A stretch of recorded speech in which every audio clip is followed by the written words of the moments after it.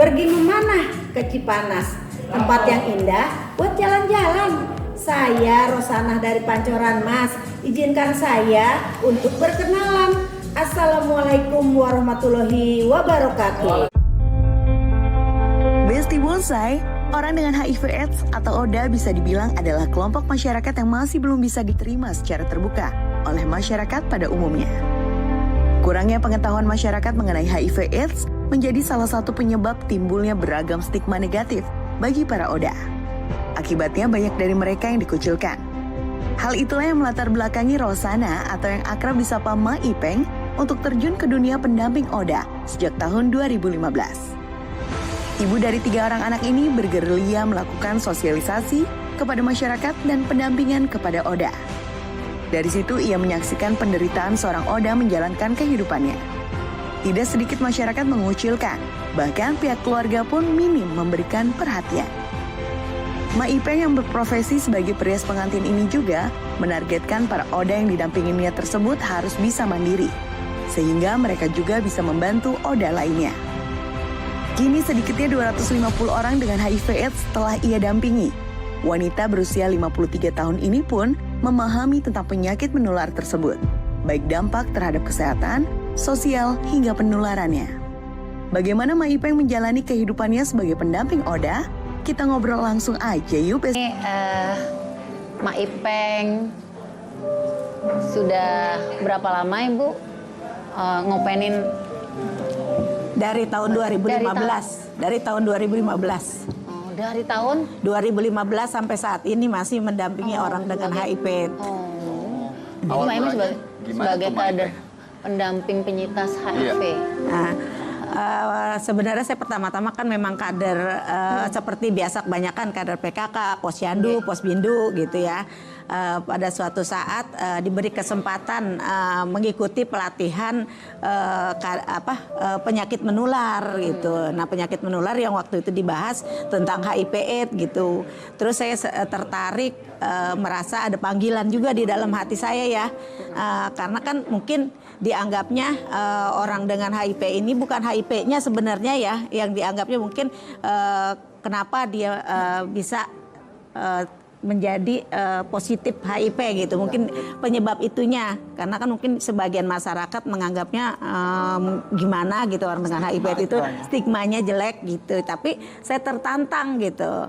Apalagi kita nih nolongin orang, kita nolongin, ada suratnya juga ya di Al-Quran, nolongin anjing yang itu aja waktu zaman Nabi itu kita dapat pahala, apalagi nolongin orang gitu. Itu aja mungkin sedikit kenapa saya mau membantu teman-teman orang ODIP tersebut gitu. Mohon maaf nih Ibu, ini pendampingan atau treatment seperti apa yang Ma Ipeng berikan untuk penyintas HIV ini? Pertama-tama mungkin ya kan saya dapatnya juga apa dari rumah sakit atau dari tetangga, karena memang saya sudah lama terjun juga banyak yang tahu kayaknya ini ada yang sakit gini-gini, langsung kan saya datang tuh ke rumahnya seperti tadi ya yang udah dicontohin gitu, saya datang ke rumahnya langsung saya bawa ke rumah sakit atau puskesmas, kan sudah bisa juga di kota saya itu melayani pemeriksaan HIV gitu. Setelah saya periksa ini saya dampingi peminum obatnya, soalnya kan minum obatnya juga seumur hidup gitu. Selain pendampingan minum obatnya, kesehatannya. Nah, kami juga nih bersama-sama ada beberapa orang teman-teman kader di Depok. Itu kita sama-sama mencari kegiatan lain nih. Kan dia kan bosen juga, bete nih. Kita bekerja sama dengan dinas-dinas terkait untuk mengadakan pelatihan. Maka kan ada beberapa juga nih perusahaan yang setelah diketahui mereka positif kadang-kadang diberhentiin dari kerjaannya. Nah di situ kita nyari pelatihan atau kegiatan-kegiatan lain yang istilahnya membangun mereka tidak mudah putus asa gitu. Ada nggak rasa ketakutan ketika Ibu menjadi pendampingan pada putra-putri penyintas ini? Ada rasa khawatir, ketakutan nggak buat diri sendiri atau mungkin buat keluarga gitu? Takut tertular gitu. Takut tertular gitu. Nah, karena saya tahu ya penularannya hanya melalui 4 cairan tubuh gitu aja. Yang saya tahu itu karena selama ini kalau memang saya takut tertular, mungkin saya menjadi anak yang paling durhaka di rumah karena setiap hari teman-teman ini makan, kita main, ada pengajian juga di rumah. Nah, mungkin yang paling tertular nanti orang tua saya karena mereka kan sudah di atas 70 tahun gitu. Itu Mbak Ipeng, dari keluarga sendiri tidak ada penolakan ketika awal-awal berusaha untuk menjadi pendamping dari penyintas HIV/AIDS ini? Nggak ada sih, alhamdulillah Langsung, berjalannya lancar gitu Support ya. keluarga juga Support ya? keluarga cukup karena makan ibu saya, mak saya di rumah juga kalau mereka datang makan aja gitu kan, karena soalnya maaf aja ya, karena kebanyakan ini memang dari ekonomi menengah ke bawah yang saya tanganin gitu. Jadi kayak semacam mereka waktu itu BPJS yang nggak bisa ditebus, pada saat itu dia keguguran.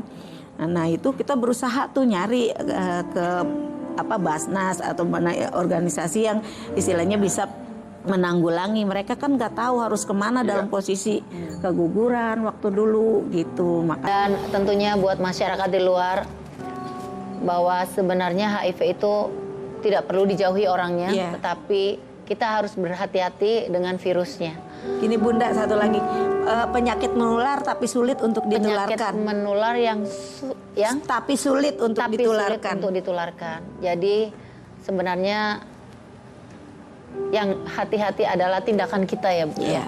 Setuju sekali. Terima kasih. Terima kasih sudah mampir di Rumah Idaman. Terima kasih.